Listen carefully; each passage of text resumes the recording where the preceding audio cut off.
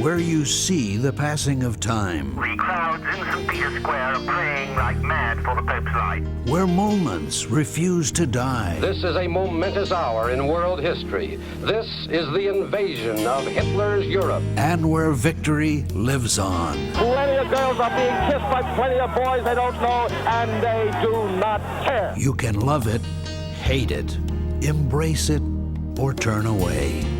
Lennon was shot to death late last night outside his apartment building. But it is a past we all share. Come on out here and give me a salute. Big Davy salute. This is where yesterday has a home, where we wonder what it was like back then. Go forward, knights, in safety. And not too long ago. His spirit must live on. It's where history has its place and where the past comes alive. The History Channel.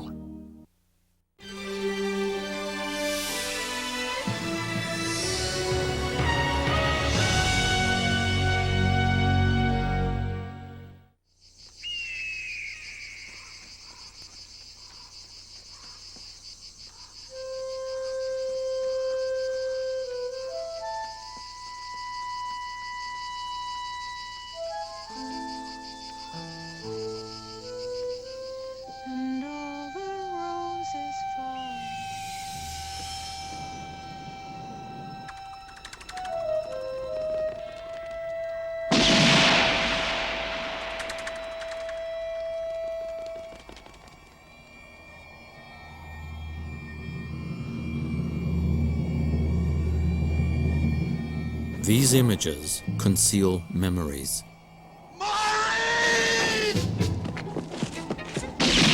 Beneath Hollywood's familiar stories lies a hidden history of persecution and murder which haunted a small group of men, not American cowboys, but Jewish immigrants. This is the story of the founders of Hollywood, the story of the idea that became their America and ours. What is America to me? A name, a map, or a flag I see, a certain word, democracy. What is America to me?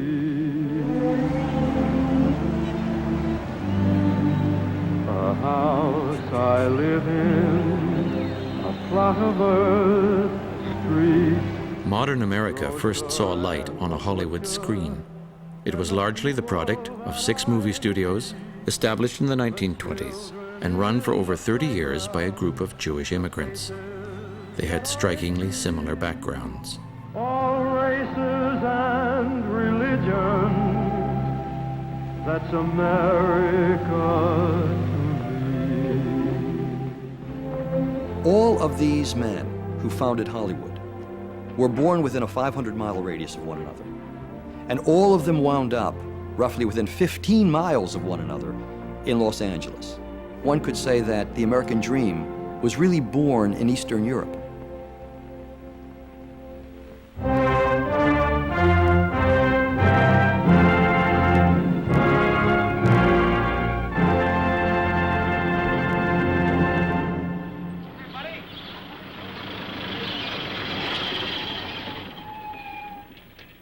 Here we are. This is the Warner Studio. Gee, I've never been so thrilled in all my life. Harry Warner, who with 3 of his brothers brought sound to the motion picture, was born in Poland. Comes Jack Warner, youngest of the Warner clan, and then the senior member of the film-famed brothers. Also from Poland was Samuel Goldwyn, born Goldfish. Although Goldwyn never ran a major studio, he was perhaps the biggest and best known of the independent Hollywood producers. Universal founder Carl Laemmle came from a small town in Germany. Louis B. Mayer, who gave us the glory years of the MGM studio, was born in a Russian Jewish village. William Fox and Paramount's Adolf Zucker were both born in Hungary. Fox's studio merged with 20th Century Pictures to form 20th Century Fox. Here comes Adolf Zucker, the president of Paramount Pictures. Zukor, known as the father of the feature-length film, spent his childhood in this Jewish village.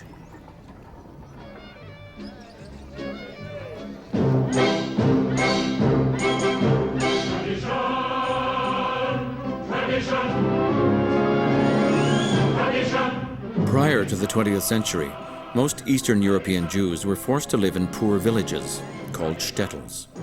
Without a homeland, they lived a marginal existence at the sufferance of the Russian Tsar.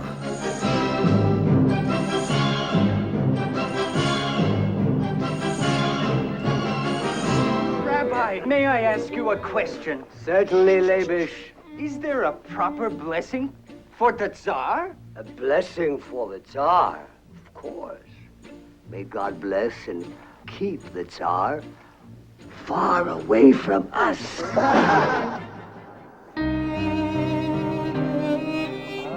In these villages, religion and life were intertwined.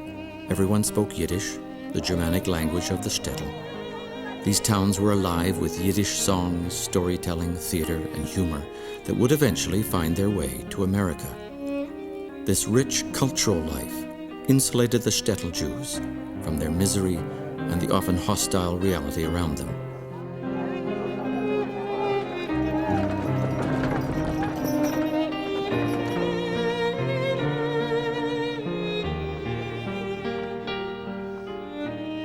The Hollywood movie moguls and their parents came from a place which was like a colossal pressure cooker. The Pale of Settlement in the Russian Empire was the only place where Jews could live legally under the Tsar. They had a very marginal existence, lived in poor villages. There was a tremendous degree of overpopulation. People were constantly migrating around this area. It really was the equivalent of a sort of huge Indian reservation. Not only were people poor, but there were very few things that they could do to earn a livelihood. Their neighbors were often violent. There were tremendous constraints on Jewish life and also a real sense of vulnerability.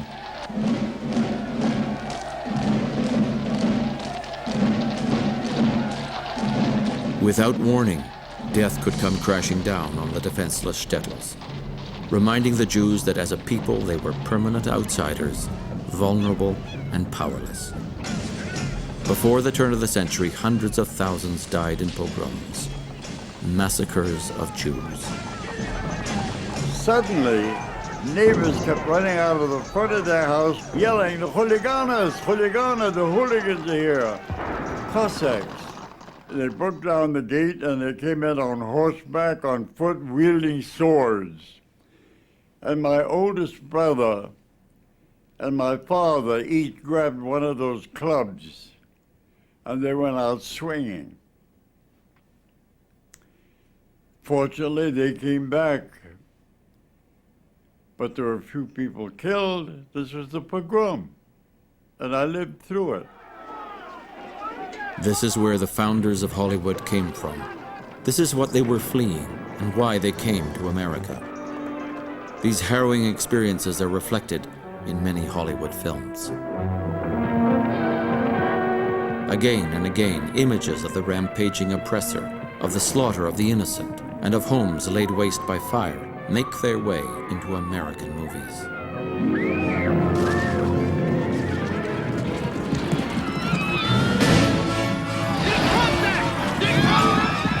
For the shtetl Jews in the late 1800s, life was a series of rapes and murders. Many decided not to wait for a cavalry that would never come. For the Jews of Eastern Europe, there were three ways to flee. The first was to stay where you were and participate in some Marxist or socialist movement where you could become part of a labor organization that would in turn create a great regime, a socialist regime in which Jews could be accepted as equals.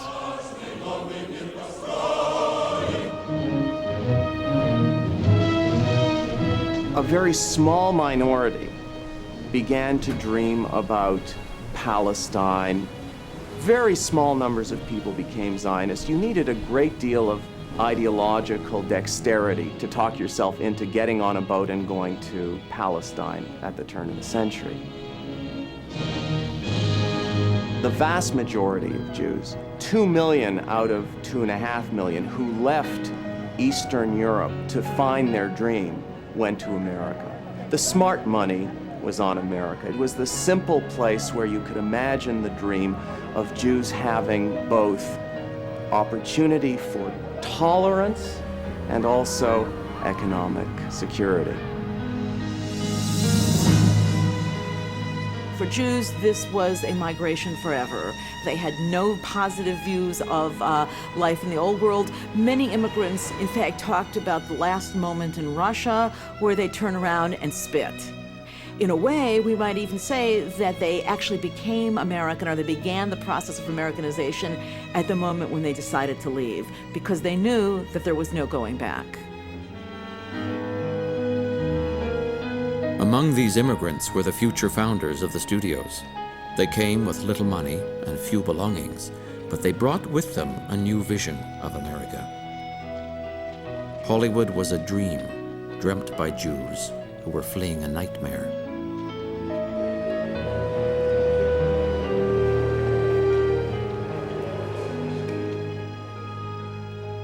When they landed in America, the Jews expected to find a place where the little guy could make it to the top. Instead, they found a Protestant elite whose mission was to educate the immigrants and keep them in their place.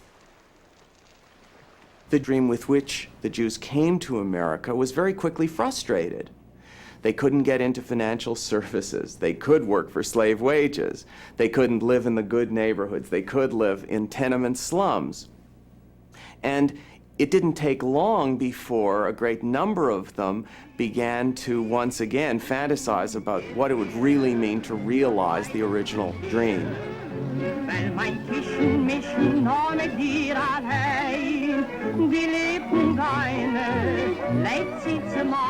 Many of the future moguls had fathers who failed to adjust in the new world. At a very early age, they became the family breadwinners. They developed an unrelenting desire to make it, to succeed in the America that existed somewhere beyond the Jewish ghettos.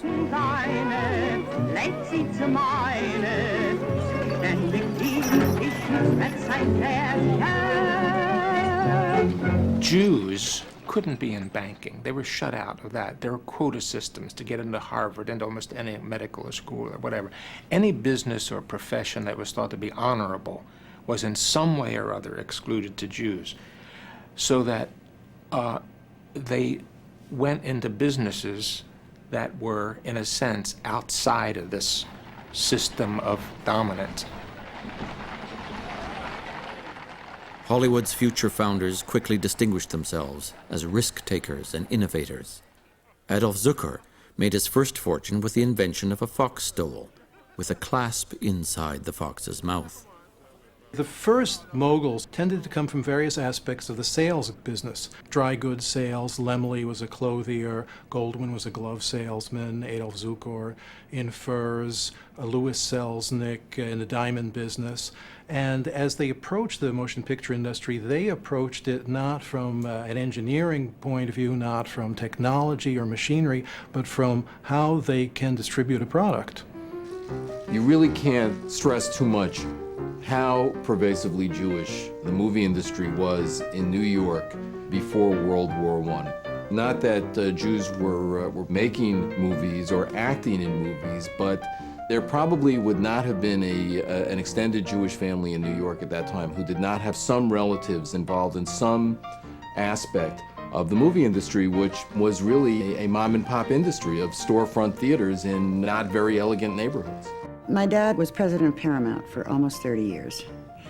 The way he got into the business was quite wonderful. My grandmother, who raised 8 children in 2 rooms above a fish and produce market in a Jewish ghetto in Chicago called Maxwell Street.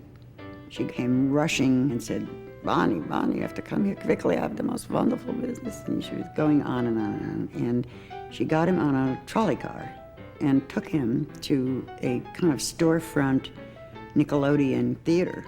And on the way there, she told him that this was the greatest business in the world because the people paid the money before they got the goods. Sam ran the projector, and Abe fed the film through it. Harry collected the money, and Jack's assignment, Jack was only like 12 or 13 at the time, but he was singing.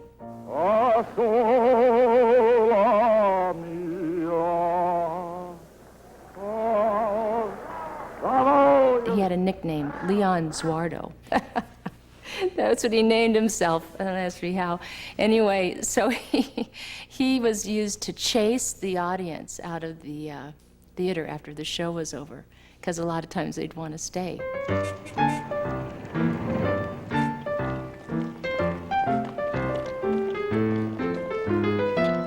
At the turn of the century, movies reflected the vision of America shared by Thomas Edison and the other men who invented the film industry. Most of these old-stock Protestants saw film as an amusement for the working classes.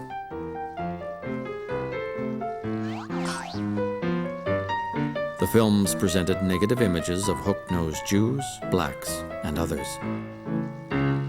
They championed an idea of America where the white upper classes ruled and immigrants knew their place.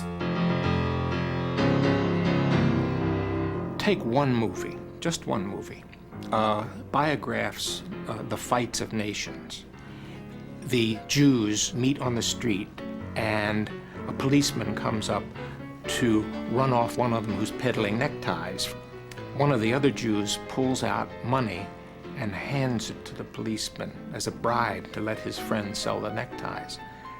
There is a thread connected to the money, so as the cop walks away smugly, the money pops out of his pocket, back into the Jew's pocket. They're petty merchants, they jabber, and they corrupt cops. It's all so perfect. The blacks, they're in a saloon, and a fight ensues in which a huge razor is pulled.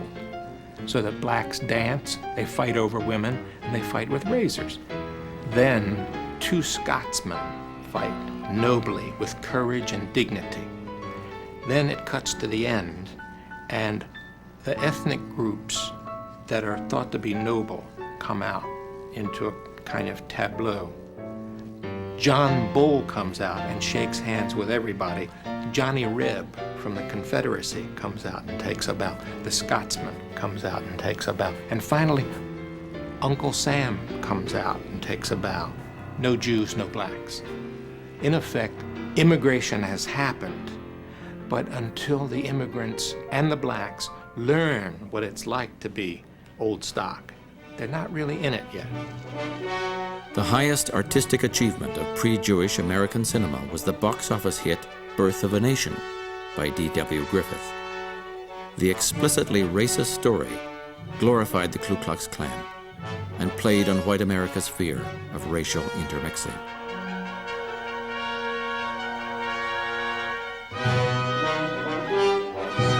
These films reflected popular American values of their era. Ironically, they were being shown in Jewish-run theaters to audiences of Jews and other immigrants.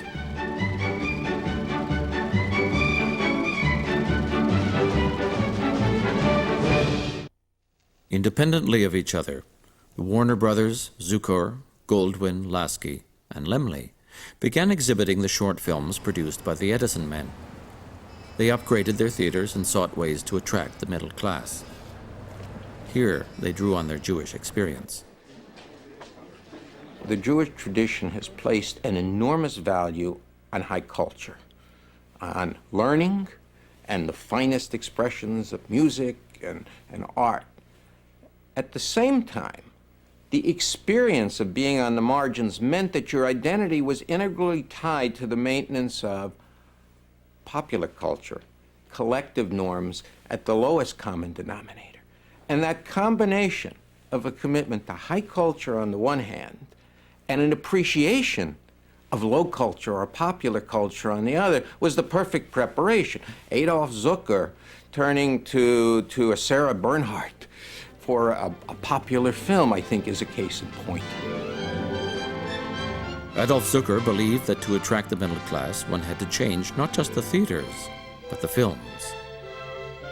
Bypassing Edison, he imported from France this film, featuring a famous stage actress. He premiered it in a Broadway theater. Not wanting to depend on Europeans for quality films, Carl Laemmle and the other Jewish exhibitors began producing their own films.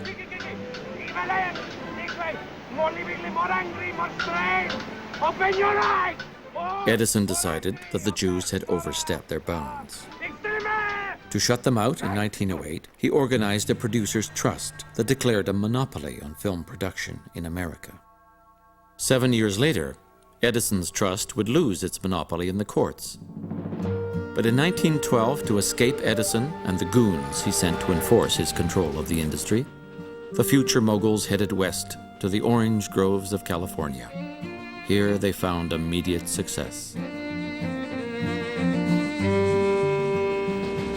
Now, why did they move to California? I believe that they went there because California was a raw social environment. And although there was a social system in place, it was nowhere near as sophisticated and nowhere near as entrenched as the social hierarchy in Boston or New York or even Chicago, where these moguls came from. So coming to California, they realized that they could create their own social environment. They could create an empire of their own, not only on screen, but within their own lives and their own social environment. And that's precisely what they did. In 1915, Carl Laemmle had decided to open a very large plant in the valley north of Hollywood, which they called Universal City, and they got themselves a postal designation for Universal City with its own mayor and its own police force. A gigantic facility that includes all necessities for designing films, building sets, photographing them, editing them, costuming them, writing the scripts, housing the executives, all under one piece of property, which he would people with his relatives, very famously brought over from Laupheim, Germany. And they were very pleased that this was, the first movie-making city in the world.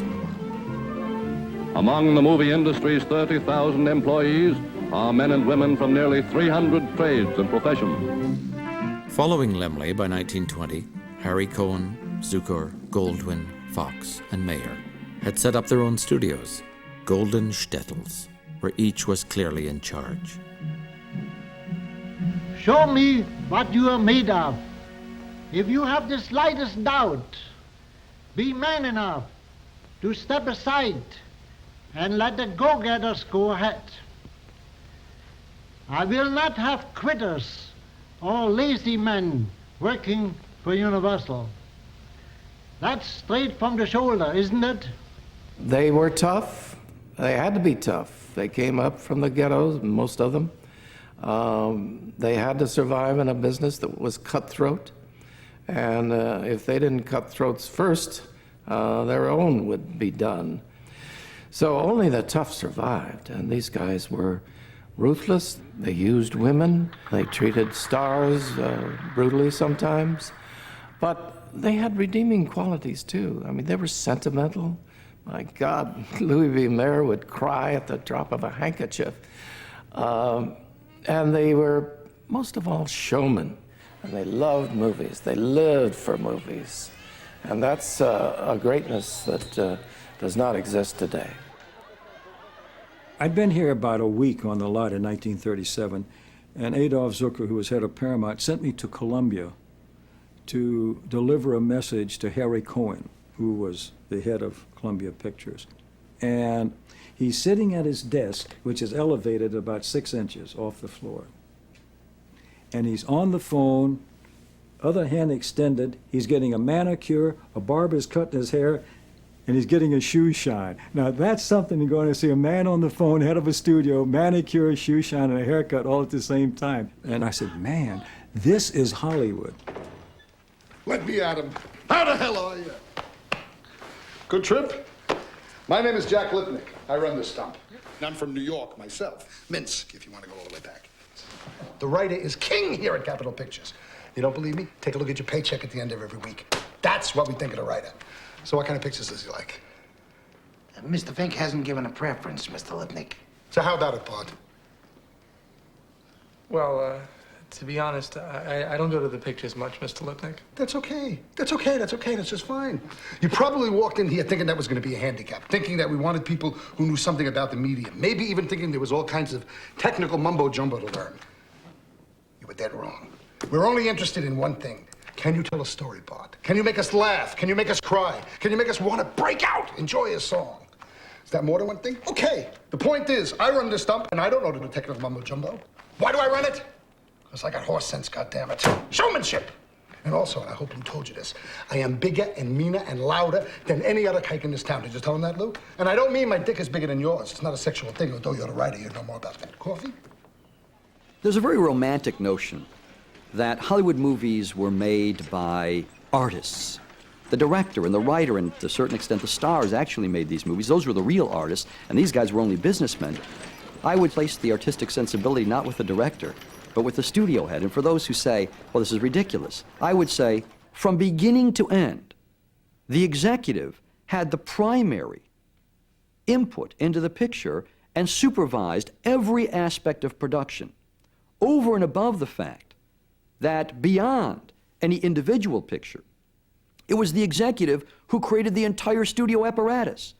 Every producer who worked there, every director who worked there, every writer who worked there, and every star who worked there was part of the larger system that was created by the Hollywood Jews.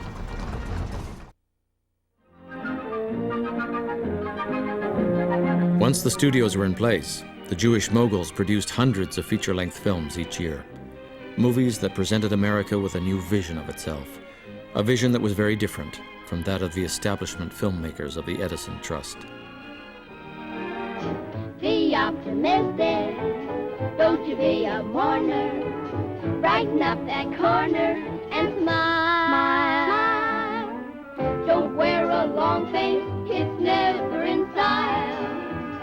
Be optimistic and smile. I want to make that come to life for every boy in this land. Yes, and all light it up like that, too. You see, boys forget what their country means by just reading The Land of the Free and history books. When they get to be men, they forget even more. Liberty's too precious a thing to be buried in books, Miss Saunders. Men should hold it up in front of them every single day of their lives and say, I'm free to think and to speak. My ancestors couldn't, I can. And my children will. The Jewish determination to survive was repackaged as the will of all common people to go on.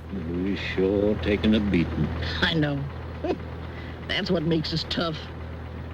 Rich fellas come up and they die, and their kids ain't no good and they die out. But we keep a-coming.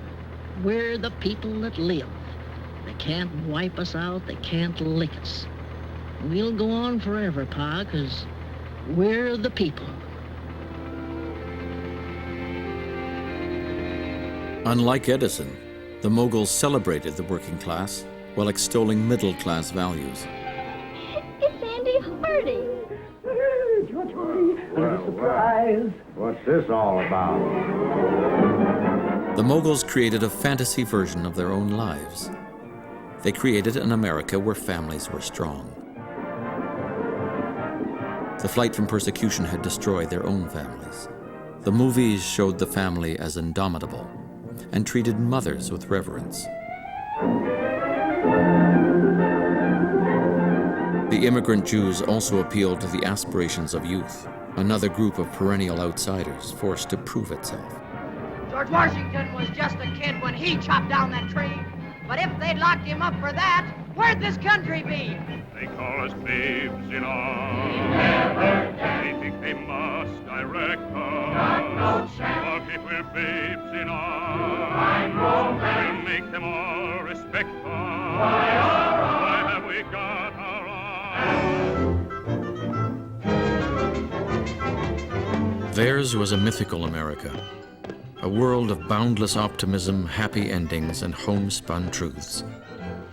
This was a world of clapboard houses with broad verandas and white picket fences, gleaming streets and shops with friendly picture windows.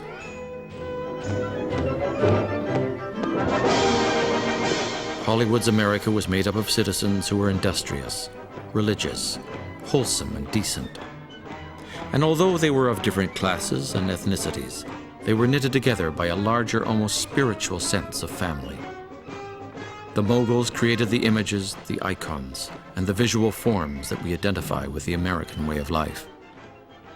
They created their own America, an America which is not the real America. It's their own version of the real America. But ultimately, this shadow America becomes so popular and so widely disseminated that its images and its values come to devour the real America. And so the grand irony of all of Hollywood is that Americans come to define themselves by the shadow America that was created by Eastern European Jewish immigrants who weren't admitted to the precincts of the real America.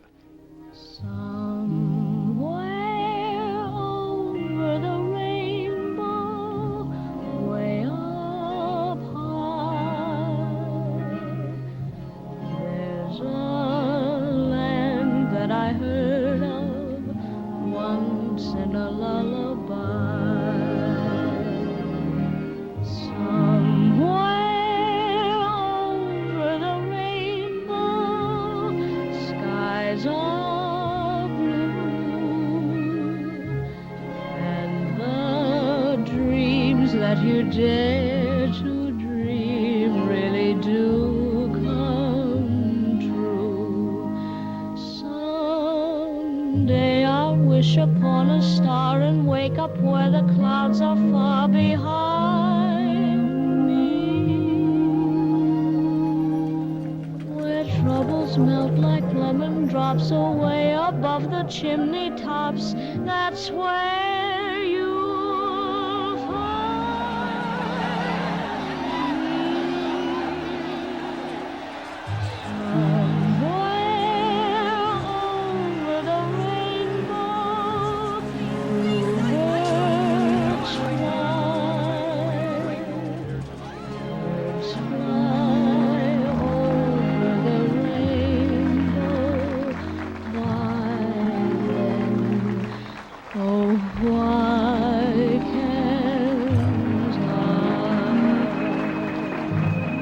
In the 1920s and 30s, movie houses became temples of the new Hollywood religion. Jewish values made kitsch. 75% of all Americans went to the movies at least once a week. This kind of movie-going was religious because it had to do with worship. It had to do with the screen being larger than you were, and you being in awe of what you were looking at, and feeling a certain reverence for it. And so there was, maybe you could say, a bogus spirituality, but it was a spirituality still that was believed in. Star Norma Shearer, legendary producer Irving Thalberg, and the most famous of screen lovers, Greta Garbo and John Gilbert. Actors became the gods and goddesses of the new American religion. Innovation getting cheerfully mobbed. It's frenzied friendship, frantic fandom. Here she comes, the star. And where there are new gods, there must be new idols. So the studio heads began a movie guild with a lofty title of the Academy of Motion Picture Arts and Sciences. It was Mayer's brilliant idea to create the Oscars, where the movie moguls could honor themselves by giving each other awards. In this way, they went from being a group of immigrant Jews to award-winning American producers. Thank you, Mr. Jessel. I'm proud to be the recipient of this award. I'm proud to be the head of a studio.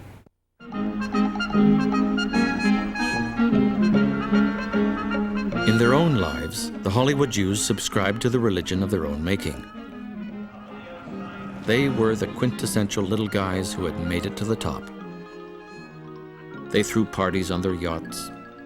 They dressed in tailor-made suits. They lived in the kind of houses that aristocrats were supposed to live in. And when they were not admitted to the Gentile country clubs, they rebuilt this one, Hillcrest, bigger and better than all the rest.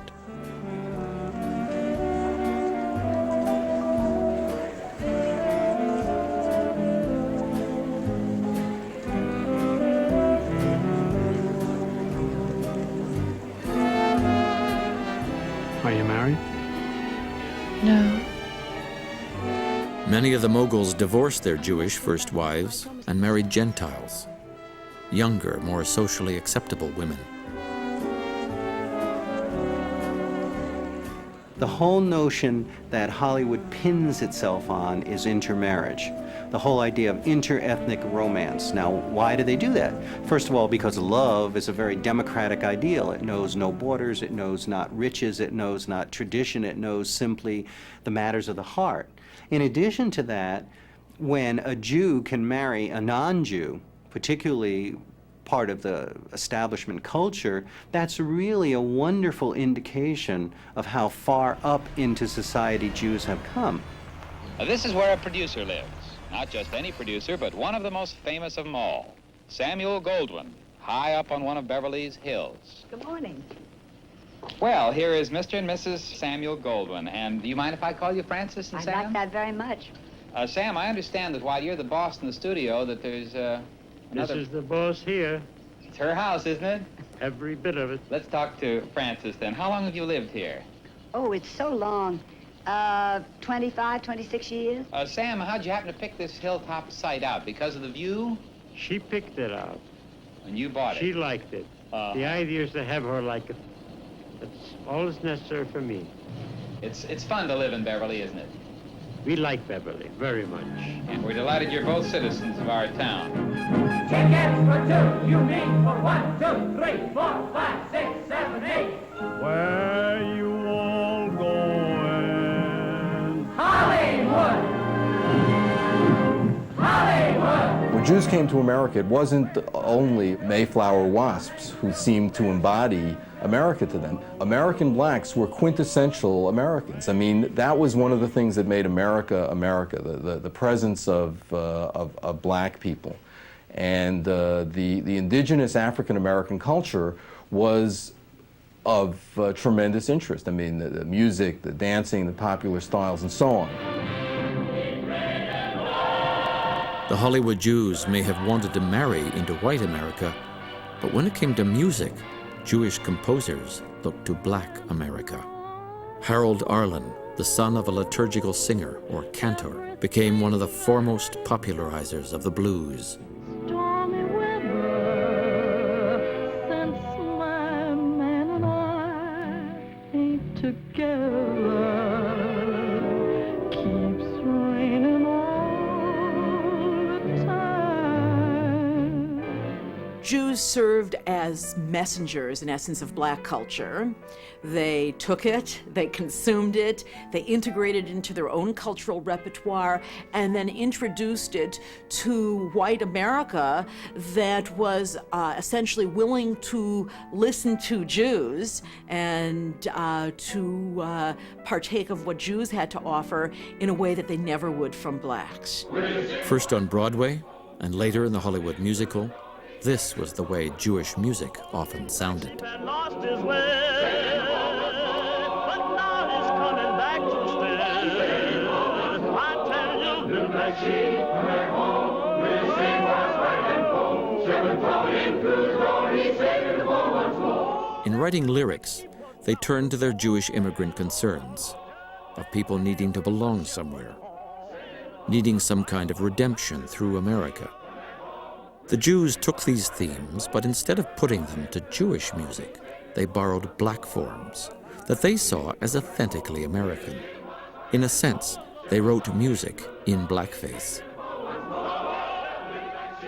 From the beginning, though they indulged in stereotypes, the Hollywood moguls took a different view of African Americans than that of the pre-Jewish filmmakers. Birth of a Nation had played on the white fear of the mixing of the races. In dramatic contrast in the film Showboat, the white male lead literally internalizes the blood of his black wife. What are you doing with that knife? I'm not going to hurt her, you fool. Leave me be. I know what I'm doing. It won't hurt much, darling.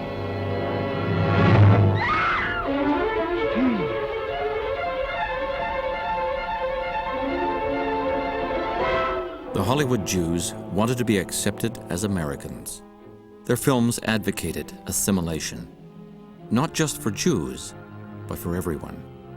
They believed that if you were prepared to pay the price and shed your identity, then America should be prepared to accept you. I have an unpleasant duty.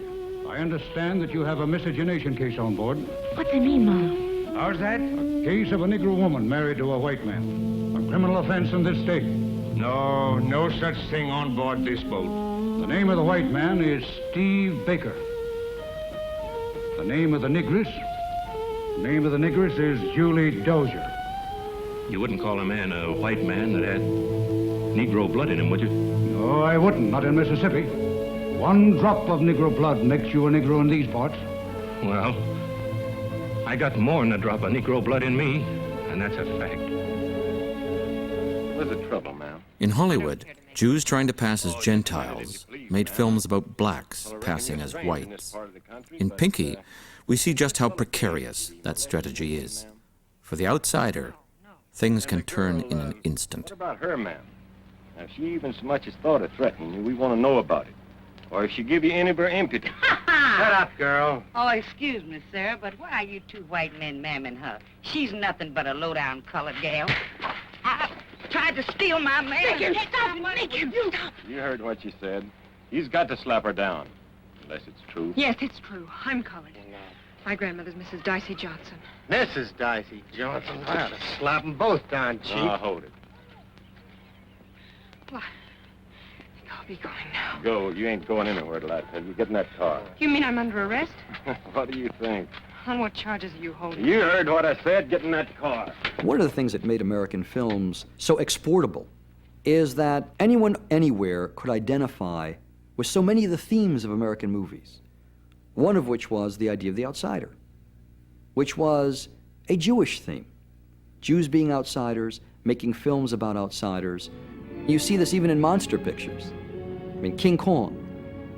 There's a film about, an outsider. And yet, it's the monster, if you want to call King Kong that, with whom the audience sympathizes.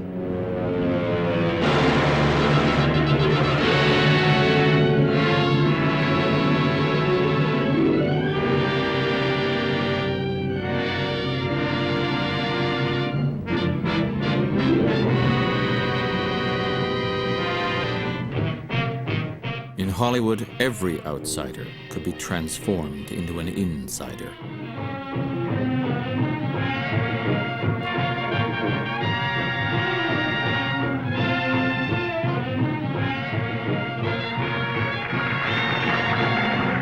Even in appearance, Carl Laemmle was an outsider.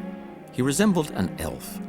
Not surprisingly, Universal's films often championed marginal beings who were persecuted like the Jews of Europe.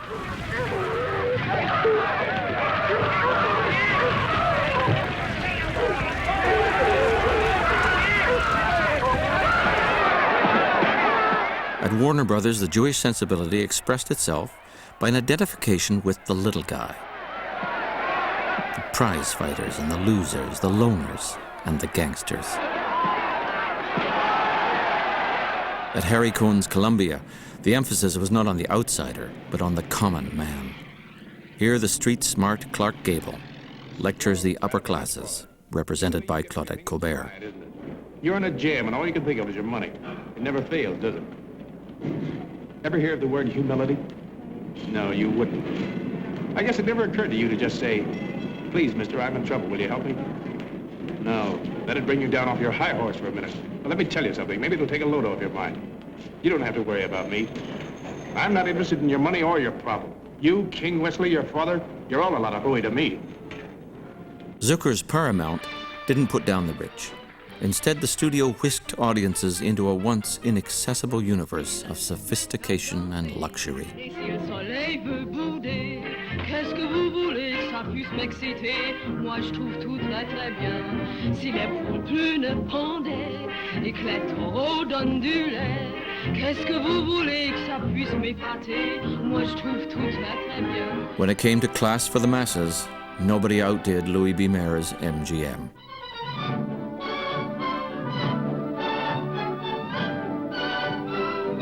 Everything glittered with quality and style, reflecting the vision of the man at the helm. Mr. Mayer was very persuasive. It's about the only word I could use. And so he'd stand there and he'd watch what was going on and he'd say, "No, just wait a minute, stop that," he says. that's not the way to do it. I'll show you how it should be done. And he'd really go through the scene very well. It was everybody, they never knew when he was going to walk in on them. They were very leery of him, the directors, because they never knew when Louis was going to walk down there and say, no, that's not the way I want it. See, he was a perfectionist. He knew what he wanted, and money was no object. At Metro-Goldwyn-Mayer, price meant nothing. It was to be the best. In creating the great movie musical, Hollywood adapted the Broadway musical, an original American art form almost wholly created by fellow immigrant Jews. The music and lyrics were often based on classic stories, reinterpreted from a Jewish perspective. Almost all of the writing pairs that have come to epitomize Broadway have been Jewish, whether it's Lerner and Lowe and Rodgers and Hammerstein, Jerome Kern. Almost all of them have been Jewish, with the exception, I think, of Cole Porter, really, here. And if you look at their plays, none of them, with the exception of Fiddler on the Roof, are about overtly Jewish themes, but all of them are about overtly Jewish concerns. So take a play like My Fair Lady. That's really about fitting in. Again. The rain in Spain stays mainly in the plain. I think she's got it. I think she's got it. The rain in Spain stays mainly in the plain. By George, she's got it. By George, she's got it. Now once again, where does it rain? On the plain. She's an immigrant into that culture, that upper middle class culture. She needs to learn how to talk, something immigrants are very concerned with. She needs to know how to dress. She needs to know the codes and conventions of society. Bravo! Irving Berlin did more than any composer to Americanize Jewish aspirations. Someday I'm going to murder the bugler. Someday they're going to find him dead. To understand Berlin is to understand the Hollywood moguls. Another cantor's son, he started life in the midst of pogroms. My life in bed. Oh, how I hate to get up in the morning. Oh, how I love to remain in bed. Berlin was a Russian immigrant who would go on to write the quintessential American songs. He's a kind of Cyrano de Bergerac. In the foreground is Fred Astaire, the embodiment of American aristocracy, full of grace and upperclassmanship. Cause I'm invited to step out this evening in top hat, white tie and tails. Oh, I'm putting on my top hat, tying up my white tie, brushing off my tails. I'm duding up my shirt front, putting in the shirt studs, polishing my nails. I'm stepping out, my dear, to breathe an atmosphere that simply reeks with class. And I trust that you'll excuse my dust when I step on the gas. In the background, the person writing the music and the lyrics is this little Jewish guy. For over 60 years, he tried to reinvent himself. In the process, he infused life into a whole new American ideal.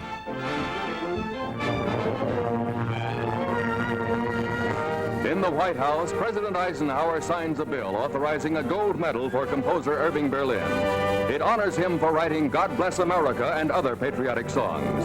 For Irving Berlin, this marks another milestone in his rise from humble beginnings to a place of highest esteem the world over. I don't know if anything could possibly have happened that touches me as deeply as this medal. God Bless America isn't just a song that I wrote, but it expresses my gratitude for the opportunities and the freedom to write that song and to the country that inspired it. Thank you very much. Along with the unofficial anthem of the United States, Irving Berlin wrote the American classics Easter Parade and that most Jewish of Yuletide fantasies, White Christmas. I'm dreaming of a white Christmas with every Christmas escort I ride. May your days be merry and bright, and may all your Christmases be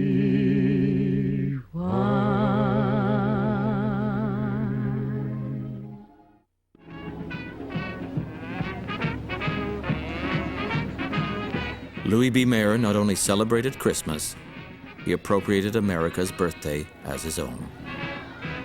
Mayer claimed that he couldn't remember his real birthday, so he celebrated it on the 4th of July. When I think of Grandpa, I think of these amazing events that were held every year that I was privileged to attend.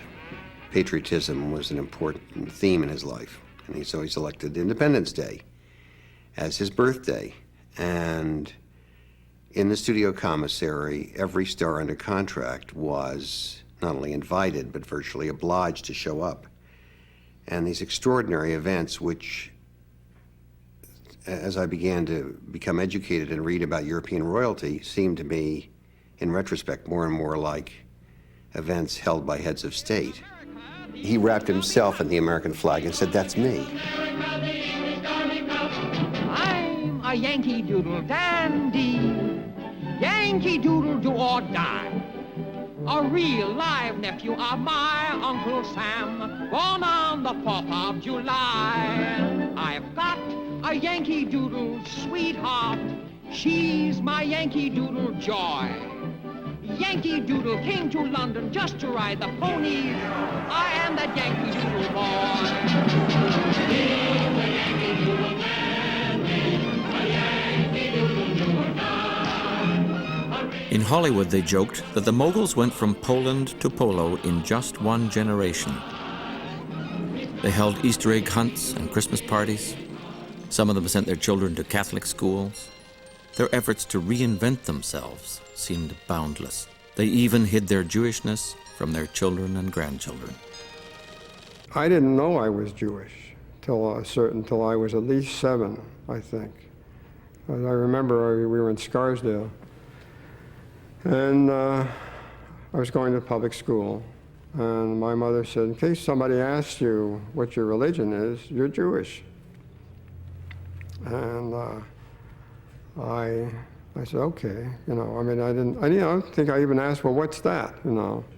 I was brought up by Catholic governesses who took me to the Catholic churches, and I learned prayers in French, and I wore a cross. And did you become Catholic? No, it's just that I didn't know anything about the Jewish religion. I didn't know what it was.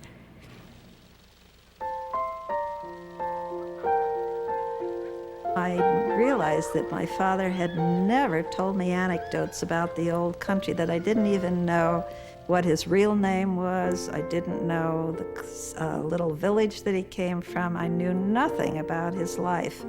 And I realized that the name Warner was probably not correct, but I thought being Polish it might have been Werner. To this day, I really don't know what our original name was. Often the first thing to go was the Jewish name. The Hollywood Jews were obsessed with erasing anything Jewish in their films, their lives, and the lives of their stars. Do you know what her name is? Esther Victoria Blodgett. Hey, we'll have to do something about that right away. Theodosia Goodman became Theda Bara. Sofia Kosso became Sylvia Sidney. Isser Danielovich Dembski became Kirk Douglas. Leo Jacobi became Lee J. Cobb. Shirley Shrift became Shelley Winters. Bernard Schwartz became Tony Curtis. David Kaminsky became Danny Kaye. Edward Iskovitz became Eddie Cantor. Melvin Hesselberg became Melvin Douglas. Muni Wiesenfreund, a star of the Yiddish Theater, became Paul Muni. Emanuel Goldenberg became Edward G. Robinson. The G was a reminder of who he really was. Nice Jewish girls, such as Lily Palmer, Julie Holliday, and Lauren Bacall, or Betty Persky, helped to define the American woman.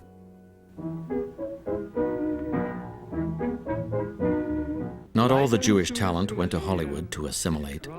There were over 50 non-Hollywood Yiddish films produced in New York before the Second World War. Trouble, trouble, wird Herrscher breite. Da lebt das Theater Sachen bei, es helft kein Weinen, kein Geschrei. Trouble hat der Größer in der Kleine. A jeder dreht sich Hand in Kuhn. These films were the flip side of the Hollywood movies. They parodied Hollywood's optimism and Fred Astaire's top hat gentility.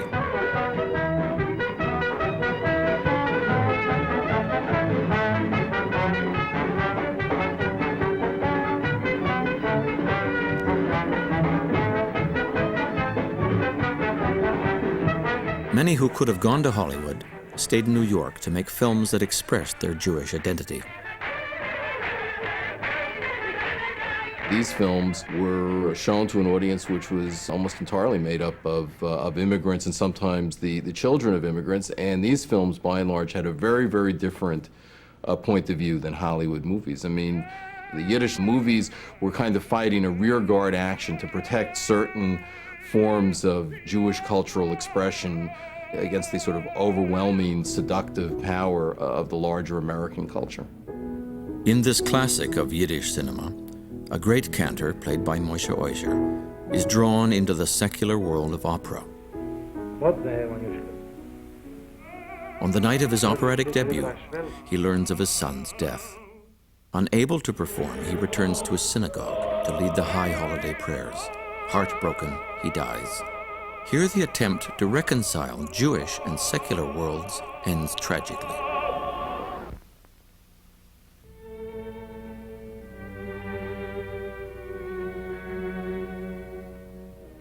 Wait a minute. You ain't heard nothing yet. Wait a minute, I tell you. You ain't heard nothing.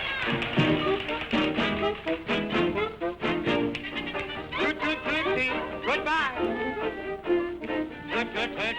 Don't cry. Warner Brothers' The Jazz Singer was a revolutionary silent film that broke into sound with each musical number. Here, as in the Yiddish film, a cantor's son, played by Al Jolson, who was in real life a cantor's son, has to choose between American fame and Jewish loyalty. At first, the cantor's son seems to choose Judaism.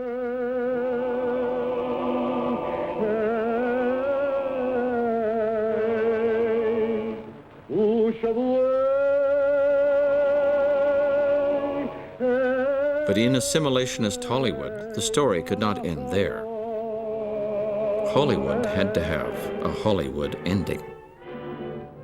Mammy.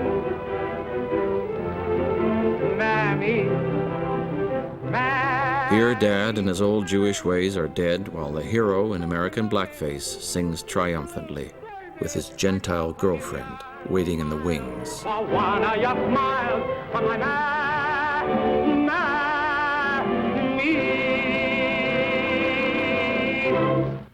Where can you Again and again in Hollywood films, the old world father is rejected, the mother is idealized, and the rebellious son sails on to glory.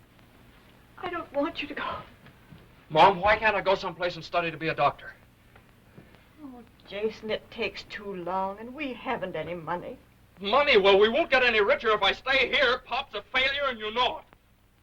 Jason, don't you dare. There's a boat going up the river tomorrow, and I'm going to take it. Well, I think America turned out to be what my grandfather imagined it to be. There was no romanticism involved. I mean, you can say it was a romantic idea that a poor guy with $19 sewn in his pocket could found an industry. I mean, that's a very romantic idea, but it turned out to be true. So, in a sense, he was a realist. Son, dear, feel this. It's all stiff. I sewed a few dollars in the lining, in case you need it. Oh, Mom. Jason, don't feel unkindly toward your father. Everything he did, everything he's ever done, was meant for your own good.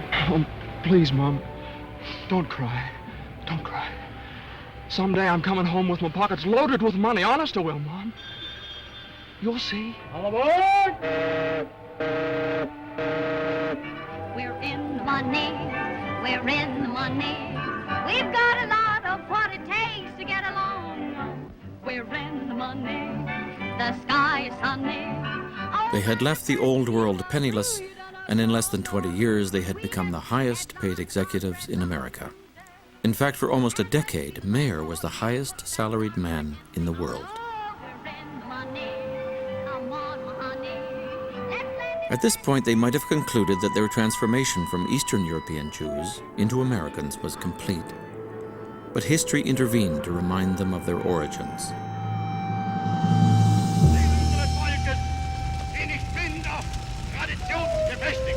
It was difficult for the moguls to entirely abandon their Jewishness while the Nazis were persecuting their European kin. Some of the Hollywood Jews could not ignore these events.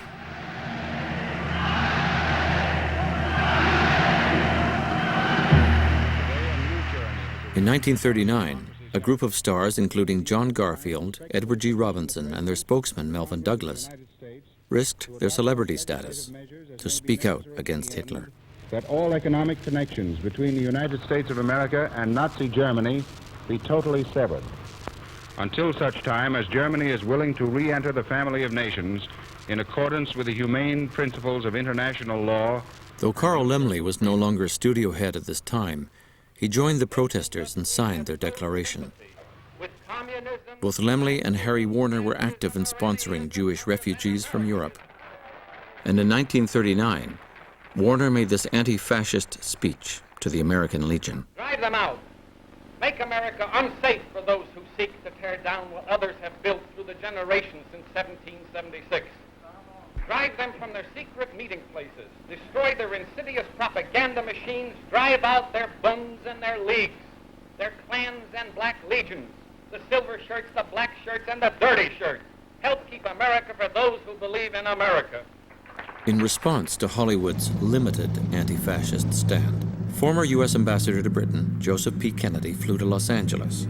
At a secret meeting, he told the moguls that American Jews would be blamed if the United States were dragged into war with Germany. He warned them to stop agitating against Nazism. The Kennedy meeting had its desired effect. At the end of the 1930s, as the shadows of war are haunting Europe, the Jews in Hollywood are very much afraid of warning American audiences of those dangers because it looks as though it's a special Jewish angle.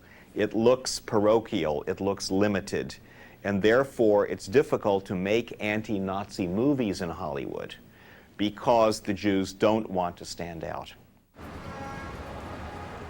The Jewish fear of standing out was expressed through another icon that would make its way to the screen. Superman was invented by two Jewish kids in the late 1930s, when there also was a worldwide upsurge in very frightening anti-Semitism. Superman is discovered like Moses in the bulrushes. He's an immigrant from another planet who comes to Earth. He has his identity as a mild-mannered intellectual, but really underneath he's the man of steel. I think that's a very suggestive Jewish fantasy. It's almost as if he's passing all the time. While the Jew felt like an alien in America, Superman was a real alien. This looks like a job for Superman. Yet incredibly, he is the only superhero who manages to keep his identity secret without wearing a mask. Only Jews could have created a story based on the premise that all one needs is a Gentile demeanor to hide in plain sight. I bet you recognize him. Why, of course you recognize him. It's Adenoid Hinkle, the Fooey of Tomania. Like Superman, the Hollywood moguls were unwilling to risk their Gentile disguise. As a result, only 2 anti-Nazi films were made before the war. Charlie Chaplin financed and made the classic film The Great Dictator. Chaplin was neither Jewish nor American, so he didn't share the fears of the Hollywood Jews. Warner Brothers made Confessions of a Nazi Spy only after their Jewish representative in Germany was beaten to death by Hitler's henchmen. Incredibly, this Hollywood film about the dangers of Nazism makes no reference to either Jews or anti-Semitism.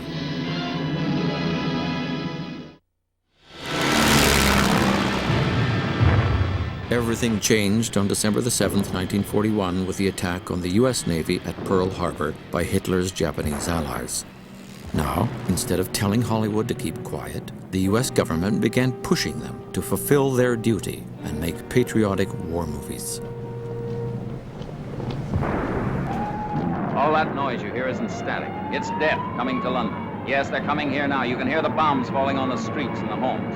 Don't tune me out. Hang on a while. This is a big story, and you're part of it. It's too late to do anything here now except stand in the dark and let them come. It's as if the lights were all out everywhere, except in America. Keep those lights burning.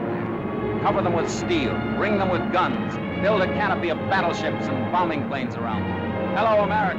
Hang on to your It's a wonderful time for the Hollywood Jews. I mean, here were a group of Jews who had spent their lives seeking legitimacy and seeking to be embraced by America. And World War II finally affords them that opportunity to be embraced officially. They are now real patriots. Will you check with MGM and see if they'll postpone the Hedy Lamarr picture so we can use her for the bond drive? Surely.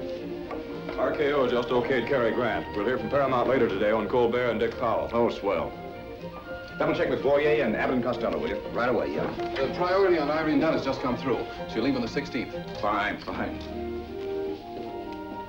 The motion picture industry today is supplying without charge all its newest and best feature films to the U.S. War Department Overseas Film Division. The movies were a tremendous propagandistic tool during this time. They set up camps for the soldiers to come back in where movies were shown 24 hours a day because that impressed the soldiers with what they were fighting for. It was the beginning of an unprecedented alliance between Washington and Hollywood. And you swear that you will bear true faith and allegiance to the United States of America. I do. For the first time, Hollywood's message was adopted by the government. A democratic state could not send minorities, immigrants, and the poor to die for an America which excluded them. So, if the enemies were fascist, the American army had to be portrayed as caring and sharing. I want you to feel free to ask questions, even embarrassing ones. Come to me with suggestions. We're going to be more than officers and men in this. We're going to be comrades. What I eat, you will eat. Where I sleep, you will sleep. I will take you into my confidence whenever it's possible before going into battle. We'll have a meeting in which I'll explain our plans and objectives so that each of you can make a more intelligent contribution to the result. Afterward, we'll have another meeting to criticize the way in which the operation was conducted. We'll fight and endure and win together. You would have equal opportunity foxholes. If you go back and look at those movies, there was always one Jewish character who was never presented as Jewish, but he was Cohen or Schwartz from Brooklyn. There was always one black character, too. Wesley Epps, Private, 3rd Engineer Battalion. The American Army during the Second World War was not integrated except in Hollywood movies. And the Office of War Information was very eager to keep our enemies from making capital out of any sort of problems in America.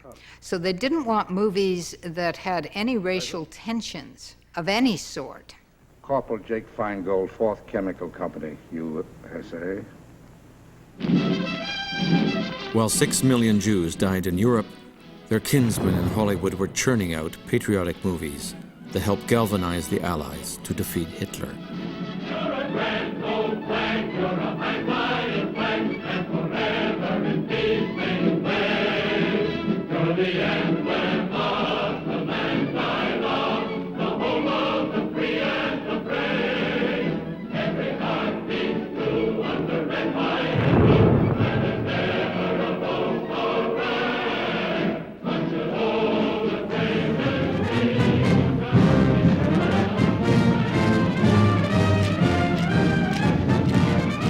Jack Warner really believed that his movies helped to win the war. He loved to point out that the chemical ingredients of film were also used to make smokeless gunpowder.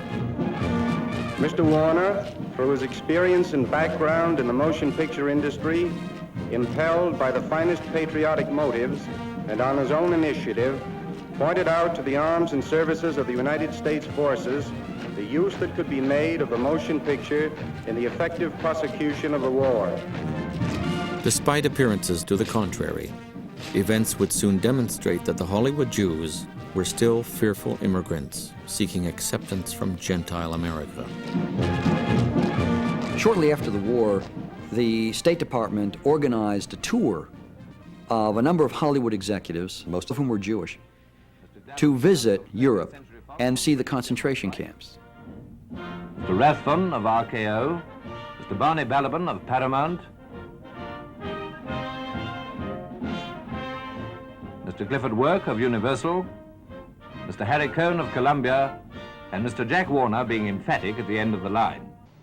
We have almost no testimony from these Hollywood Jews on their reaction to what they saw. We have no idea, really, of how deeply it impacted them. All we know is that when they returned to the United States, one might think that someone there might have been moved to make some film, or at least some gesture, that would memorialize the 6 million who died. And what is interesting is the absence of any such film or any such gesture. Perhaps it affected them in such a way that, like everything else that's filtered through the Hollywood Jewish consciousness, they felt they could not, they better not, express it.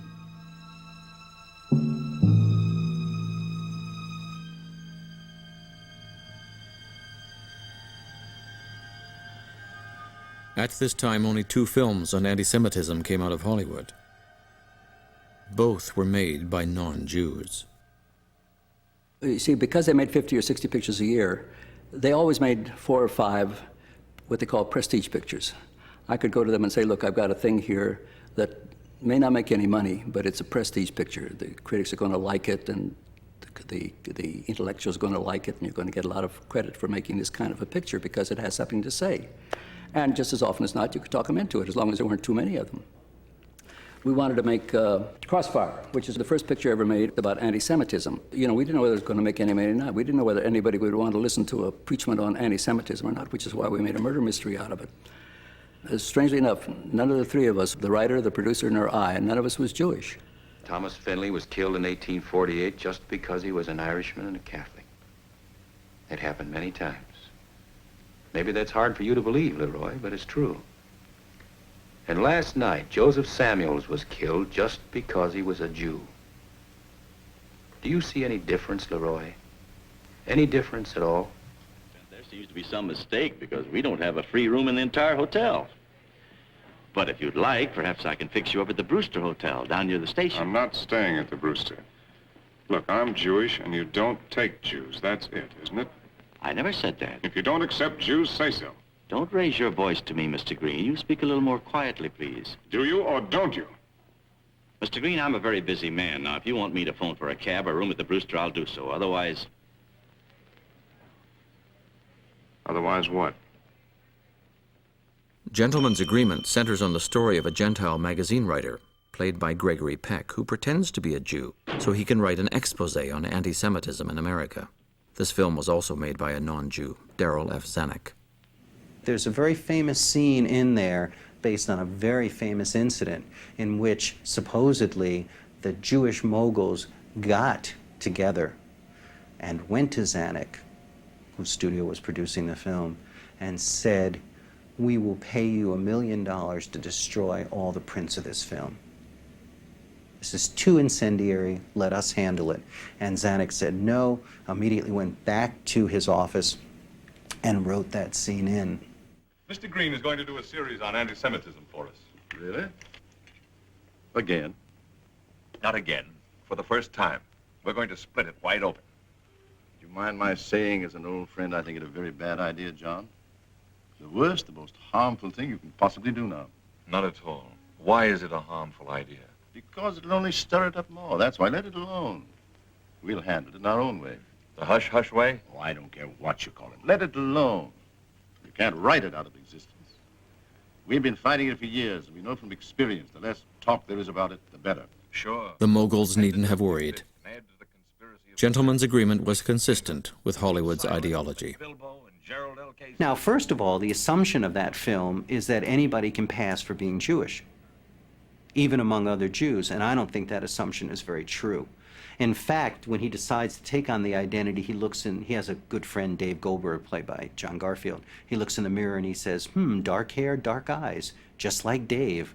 No telling characteristics, just like Dave. And he passes. He immediately goes out and he passes. It'll work fine, Phil. The theme is not you should be nice to Jews, whoever they are, but rather you have to be nice to them because they're just like us. In fact, there's a funny story Moss Hart wrote about, they had screened the film for the people in the crew, and after it was done, one of the members of the crew came up to Hart and he said, that was an incredibly inspiring film. I really learned a lot. And Hart was very proud of this because he had thought he had taught this lesson of tolerance. And he said, well, what have you learned? And he said, I should be nice to all Jews because they may turn out to be Gentiles. Blurring the line between Gentile and Jew was precisely what the moguls wanted. In fact, some of Hollywood's leading Jews openly espoused assimilation and the literal mixing of bloods as an American ideal. Studios, Mr. Louis B. Mayer, an all-American in heart, in spirit, and in soul. They called for the creation of a new human type, liberated from the past. We gather here today not as Catholics, Protestants, or Jews. All of the ancient bloods have contributed to those who meet here today. This great country is itself the result of the unity of all of these ancient bloods. We are here as Americans. This great radio program, sponsored by the motion picture industry, is intended to remind us all of the liberties and privileges with which we are blessed in this country. Let us now reaffirm the glory of Americanism, the greatest, the freest, and the happiest ism in all the world.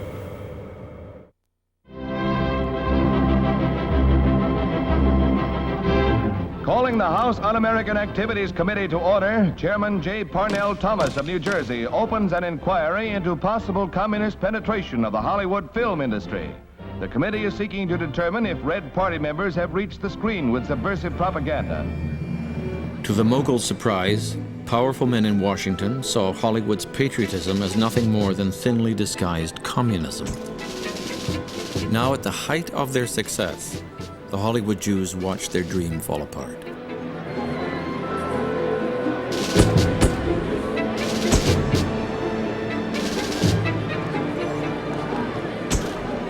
While economic factors played a role in their demise, it was the House Un-American Activities Committee, HUAC, which really brought them down. This committee, under its mandate from the House of Representatives, has the responsibility of exposing and spotlighting subversive elements wherever they may exist. That communists have made such an attempt in Hollywood, and with considerable success, is already evident. With the advent of the Cold War, HUAC began persecuting Hollywood for the populist and pro-Soviet films the Roosevelt administration encouraged Hollywood to make during the Second World War. Did you cook this dinner? I did. But you're a pianist. How can you let her do such work? How can I let her? The question is, how can I stop her?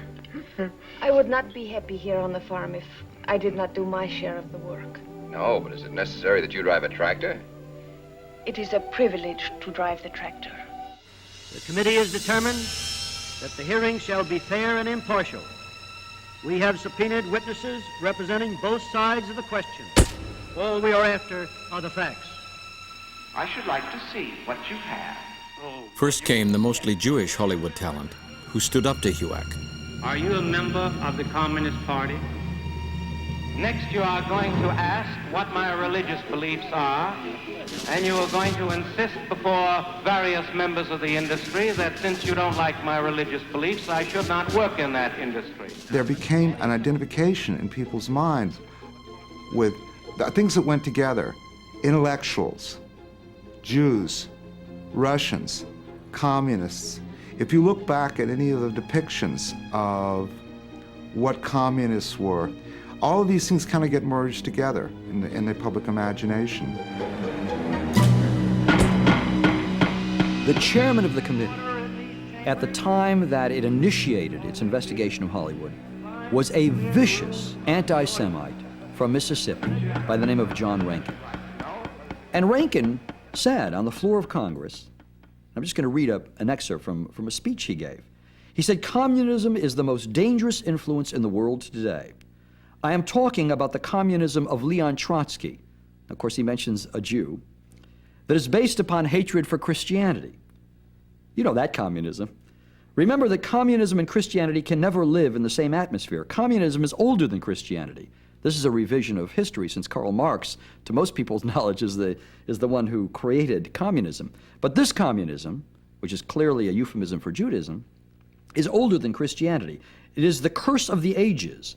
It hounded and persecuted the Savior during his earthly ministry, inspired his crucifixion, derided him in his dying agony, and then gambled for his garments at the foot of the cross. But we are today in a deadly conflict between those two ideologies. And there can be no compromise.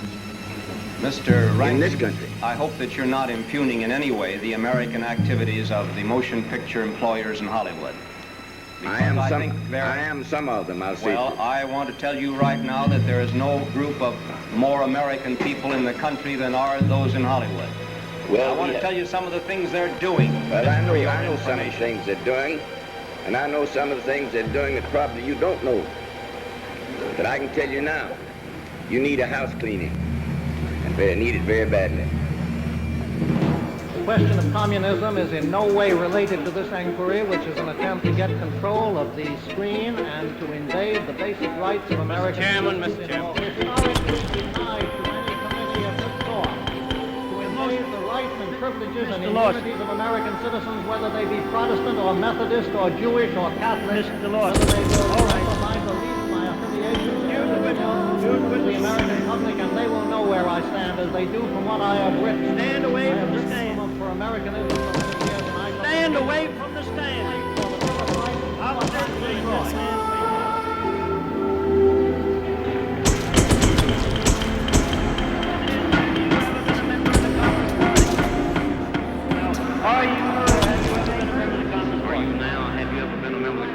Have you ever been a member of the Communist Party? Your purpose is to use this to disrupt the motion picture industry, to invade the right not only of me, but of the producers, to their thoughts, to their opinions, and this I will not permit. No. The President of the United States said that anti-communism was American policy, and that scared the shit out of them, because the last thing they wanted to be called was un-American. Having flirted with the idea of being Americans for so long, they began to believe that possibly they were. I'm just hopeful, like I told you, Mr. Smith, in California, that perhaps out of this hearing, our Congress... Now came the moguls, who were out to prove their American patriotism. ...question to give us a policy how to handle American citizens who don't deserve to be if they are communists, to get them out of our place. Ideological terms, termites have burrowed into many American industries, organizations, and societies. Wherever they may be, I say let us dig them out and get rid of them. My brothers and I will be happy to subscribe generously to a pest removal fund. We are willing to establish such a fund to ship to Russia the people who don't like our American system of government and prefer the communistic system to ours. Then you admit that there are or were communists or communist sympathizers in your own industry. I don't know if they're communist sympathizers. I know they're un-American in their method.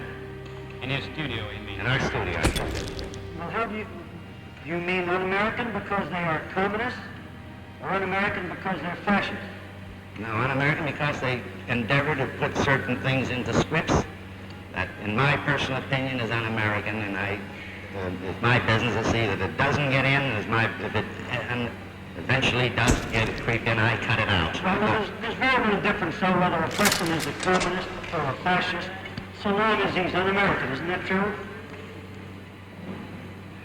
I am not qualified to answer But that. you admit, though, there are some people in your studio that are un-American. Yes, I admit that. The way the moguls buckled was the Cossacks are coming again. They were unsure of their status. A lot more unsure, say, than the next generation of who were writers, say, or directors or actors, you know, who were born in America, and as I was, and had no confusion at all about being Americans. We were Americans and felt we had all the rights of Americans, and would fight for them when we could. I am against. I'm for everything that you said. You agree with that statement? I agree wholeheartedly, and The statement was a little long, and it was a very good statement. It's a statement of a real American. To appease UAC, the moguls instituted a blacklist years before they had